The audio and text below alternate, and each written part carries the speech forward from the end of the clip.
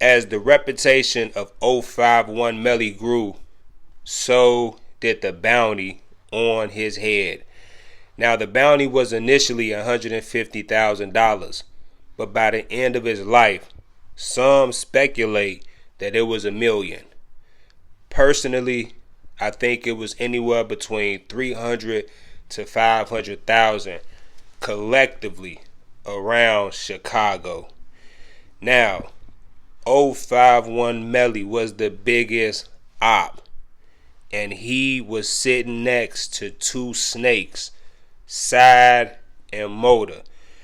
Everybody in Chicago know that Gyro is backdoored out. Gyro been backdoored out before Side and Motor, and Gyro will continue to be backdoored out after Side and Motor.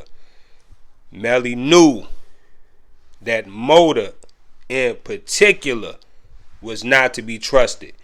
I did my research, I did my Googles on Motor, and what I found out was that Motor was a BD. And I know all the drill nerds are like, duh, we all knew he was a BD. But what a lot of you all don't know is that JoJo World did not like Motor at those BDK parties because they felt as though Motor was playing both sides. However, JoJo World didn't have as many killers as Young Money and Gyro did, so their word held little weight.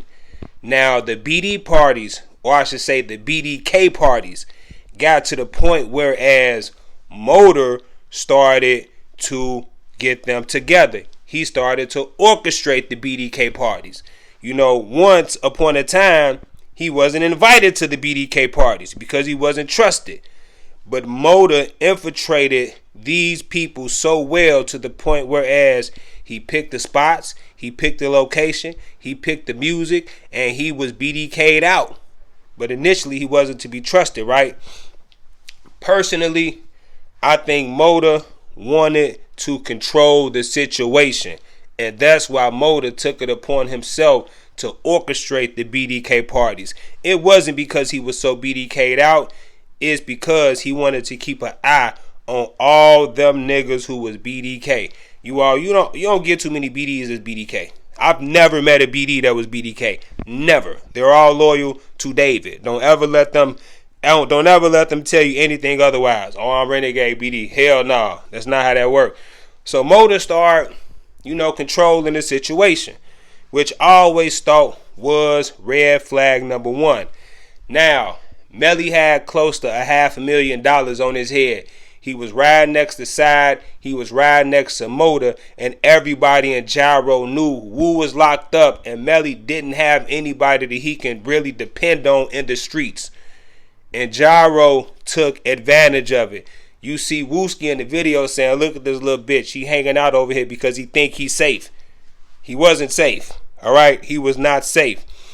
So listen, Melly more than likely killed Side and Motor because Melly knew eventually Side and Motor, if they didn't kill Melly, they would have someone kill him to collect the bounty on his head, because at the end of the day, they were close to Melly. They saw how we moved every single day, and they knew that he was a snake.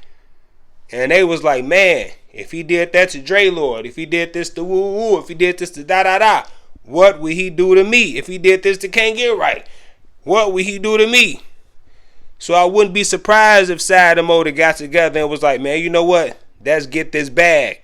Melly being a king snake, Melly being the biggest op, Melly not playing with his life, he just bit before they did. So you can't blame him. You know what I'm saying? You can't blame him. Somebody sneak dissing you and then they're hanging out with BD sets that you not cool with, that's probably got ties to dirt. I would more likely slam him out myself, you all. So I'm saying all that to say this. Melly killed Side and Motor before Side and Motor killed Melly.